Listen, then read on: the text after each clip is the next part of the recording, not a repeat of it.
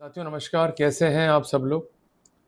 कई बार दिक्कतें आती हैं पति को एडल्टरी प्रूव करने के लिए, तो क्या-क्या विशेष बातें जो है ध्यान में रखनी चाहिए टू प्रूव द एडल्टरी और किस प्रकार जो है प्रोसीड करेंगे। तो मैं कुछ रूल्स जो है डिस्कस करूँगा जो आपके लिए काफ़ी हेल्पफुल जो है हो सकते हैं। और जो कुछ बताऊँगा वो बहुत सिंपल है, आप खुद से कर सकते हैं और सब बातें जो है प्रैक्टिकल है। Directly we are moving on the screen. अगर आप डिवोर्स जो है फाइल कर रहे हैं एडल्टरी के ग्राउंड पर, तो इतना आसान नहीं है टू प्रूव एडल्टरी। हमें स्पेसिफिक एविडेंस रखने होंगे ताकि कोर्ट जो है लॉजिकल कंक्लूजन्स ड्रॉ कर सके। यदि हम ऐसा नहीं करेंगे तो हम सक्सीड नहीं हो पाएंगे। तो कुल मिलाकर के दोनों ही एविडेंस का यहाँ महत्व है, चाहे एविडेंस डायरेक्ट हो चाहे एविडेंस सर्कमस्टेंशियल हो, पर एविडेंस कॉन्सिस्टेंट होनी चाहिए। It must be corroborative on nature और एविडेंस जो है वो कॉम्प्रोमाइज्ड नहीं होनी चाहिए और ऐसा कोई ग्राउंड नहीं होना चाहिए फाइल पे जिसके आधार पर कोर्ट जो है गलत निष्कर्ष, जिसको हम कहेंगे एडवर्स निष्कर्ष, हमारे विरुद्ध जो है ड्रॉ कर सके। इसलिए बहुत ज़रूरी है कि एक-एक पॉइंट पर जो है ध्यान दिया जाए, वर्कआउट किया जाए। आप लोग क्या करते हो, पहले केस फाइल करते हो, फिर एविडेंस को जो है गैदर करते हो। ये गलत पैटर्न है, पहले हमें एविडेंस जो है गैदर करनी है, उसके बाद जो है केस फाइल करना है।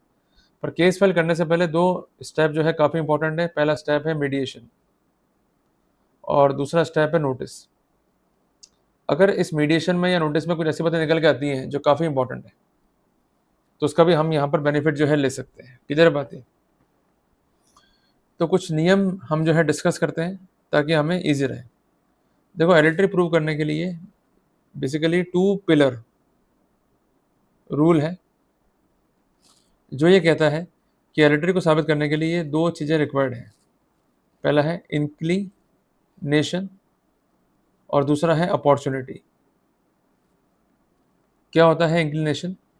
कि हमें साबित करना होगा कि हमारी पत्नी का और थर्ड पर्सन का रोमांटिक या सेक्सुअल जो है इंटरेस्ट है। फॉर एग्जांपल कोई लव लेटर है, कोई इंटीमेसी की फ़ोटोग्राफ है, कोई वीडियो है, पब्लिक प्लेस पे मिलते हैं, उसका कोई प्रूफ है। इससे हम ये फैक्ट जो है प्रूव कर सकते हैं। दूसरा है अपॉर्चुनिटी कि ये साथ-साथ रहे प्राइवेटली और उनके पास पूरा मौका था to have the sexual interest. उदाहरण के लिए किसी होटल में रुके, कहीं घूमने चले गए और अपनी फ़ोटोग्राफ जो है ये वायरल कर रहे हैं सोशल मीडिया पे, और जो घूम रहे हैं जिस तरह की फ़ोटोग्राफ्स हैं उसके आधार पर निष्कर्ष निकाल सकते हैं कि they are having the sexual interest, तो वहाँ पर फ़ायदा मिल जाएगा। तो अपॉर्चुनिटी पे and apart from that we have to emphasise on the inclination perspective also. अब जो कॉमनली एविडेंसेस आती हैं रिकॉर्ड पे वो क्या आती हैं, इसको अपन जो है समझते हैं।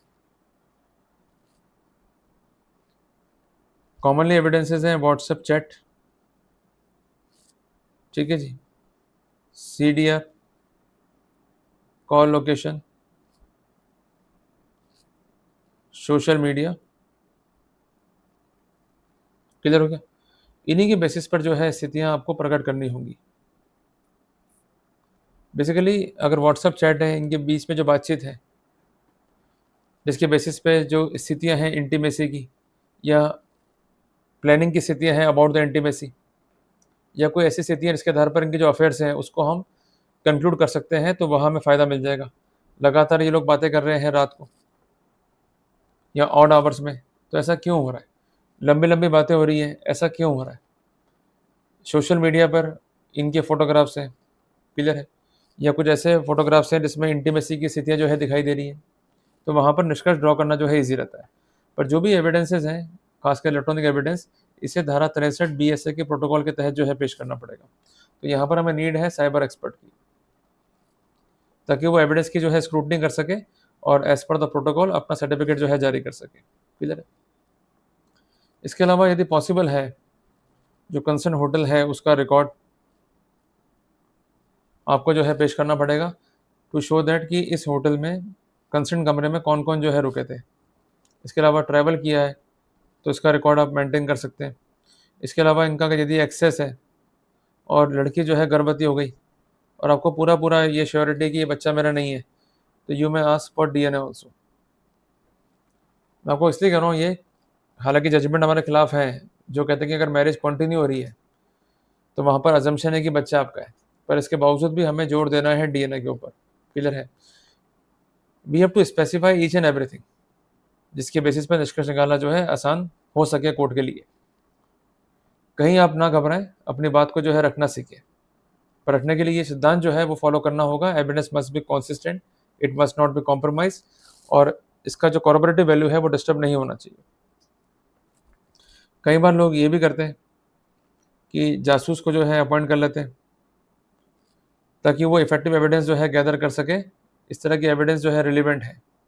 कारण क्या है? जजमेंट है ऑनरेबल सुप्रीम कोर्ट का, आर.एम. मलकानी बनाम स्टेट ऑफ महाराष्ट्र, जो ये कहता है कि even the evidence obtained by illegal means, पर अगर कोई खुलासा हो रहा है तो उसे कंसीडर जो है कर सकते हैं। इसके अलावा आपके फ्रेंड ने देखा या किसी नेबर ने देखा आपकी वाइफ को विद थर्ड पर्सन, और इस तरह से देखा कि निष्कर्ष निकाल सकते हैं कि they are living as husband and wife and apart from that they are having sexual intent, तो वहाँ पर काफ़ी ईजी रहता है वर्कआउट करना। एक बात ध्यान रखिएगा कि हमें हमारा केस जो है साबित नहीं करना है बियॉन्ड रीजनेबल डाउट। हमें हमारा केस जो है रखना है संभावनाओं के ऊपर, पर संभावनाएं होनी चाहिए कॉन्सिस्टेंट, जिसके आधार पर निष्कर्ष जो है निकाला जा सके। फॉर एग्जाम्पल, आपकी वाइफ जो है गई एक होटल में और उस होटल में उसी कमरे में जो थर्ड पार्टी है वो भी रुका, क्लियर है, रात भर साथ में रहे, तो निष्कर्ष आ जाएगा लॉजिकल वे में कि इनके पास पूरी थी opportunity to have the sexual intimacy. तो ये इनफ एविडेंस है to draw the conclusions, clear है। साथ साथ घूम रहे हैं किसी मंदिर में या किसी प्लेस पे चले गए और ये फ़ोटो जो है शेयर कर रहे हैं, और जिस तरह की स्थितियाँ दिखाई दे रही है फ़ोटोग्राफ से, यदि पॉसिबल है टू ड्रॉ द निष्कर्ष ऑफ सेक्सुअल इंटेंट, तो वहाँ पर हम इजीली वर्कआउट कर पाएंगे एडिल्ट्री के सीन पे। तो एक बात ध्यान रखिएगा कि एडिल्ट्री जो है क्राइम नहीं है। कई बार आपके माइंड में आता है कि हम थाने पहुँच जाएंगे और एफआईआर जो है कटवा देंगे, ये क्राइम नहीं है। ये केवल ग्राउंड है डिवोर्स के लिए, क्लियर है। और जहाँ पर आपको डाउट है कि ये बच्चा आपका नहीं है, डीएनए के लिए एम्फेसाइज करना ही करना है आपको। तो कुल मिला करके हम इन नटशेल कह सकते हैं कि जो भी एविडेंसेस हैं, खासकर इलेक्ट्रॉनिक एविडेंस, उस कॉन्टेक्स्ट में धारा 63 बीएस इंपॉर्टेंट है। इसके अलावा जो अदर विटनेसेस हैं या एविडेंसेस हैं वो आप पेश कर सकते हैं, पर जो भी एविडेंसेस हैं it must not be inconsistent, and apart from that इनका कॉर्रोबोरेटिव वैल्यू जो है रिकॉर्ड पे होना चाहिए। और अगर बच्चा आपका नहीं है, आप डैम श्योर है, और आपको ये भी कंफर्म है कि उस पीरियड में आपने जो है सेक्स नहीं किया है, तो आप डीएनए की मांग भी जो है कर सकते हैं। क्लियर हो गया? तो मैंने मोटा-मोटा आपको स्पेसिफिक कर दिया है कि किस प्रकार रिलेटिव को जो है प्रूव किया जाएगा। और इसके अलावा कई बार ये भी पॉसिबल है कि डायरेक्ट एविडेंस है, मीन्स आप घर में गए, आपकी वाइफ जो है नेकेड है, वो थर्ड पार्टी जो है नेकेड है and they are in a compromising position, तो वहाँ पर अगर एविडेंस डायरेक्ट है तो we can submit the same, and apart from that हमने इस स्थिति को जो है रिकॉर्ड कर लिया है, we could submit the same. घबराइएगा मत, ये प्राइवेसी का उल्लंघन नहीं होगा। अभी एम्पल जजमेंट्स है जो ये कहते हैं कि अगर इस तरह के एविडेंसेस हैं जहाँ पर खुलासा हो रहा है, तो उसे पेश कर सकते हैं, प्राइवेसी का उल्लंघन इसे नहीं माना जाएगा। तो कुल मिलाकर के हम ये कह सकते हैं कि चीज़ें आसान नहीं हैं, पर अगर स्टेप बाय स्टेप जो एविडेंस है उन्हें गैदर किया जाए, तो डेफ़िनेटली वर्कआउट करना जो है आसान रहेगा। तो जो आपकी क्वेरी थी, मैंने उस पर जो है स्पेसिफिक उत्तर आपको दे दिया है। अब आप वर्कआउट कर लीजिए, एविडेंस को जो है गैदर कीजिए। उसके बाद जो है मीडिएशंस करना है, उसको जो है नोटिस देना है। अगर नोटिस का रिप्लाई नहीं दे रही है आपकी वाइफ़ या वो third party, definitely you could have the benefit. कारण क्या है कि नोटिस दिया गया, उसका रिप्लाई नहीं दे रहे हैं अपोज़िट पार्टी, तो वहाँ कोर्ट ये मानता है कि उनके पास कोई भी जो है जवाब नहीं है। इस विषय पे जजमेंट है ऑनरेबल सुप्रीम कोर्ट का, जिसका स्पेसिफिकेशन है 2010 criminal law reporter supreme court page 444। तो इस तरीके से हमें वर्कआउट करना है, एविडेंस को गैदर करना है, उसे करना है एडमिसिबल, जो फैक्ट्स हैं उन्हें करना है रिलेवेंट, ताकि इफेक्टिवली हम अपना स्टैंड जो है साबित कर पाएँ। क्लियर है? जल्दी मिलेंगे एक नए टॉपिक के साथ।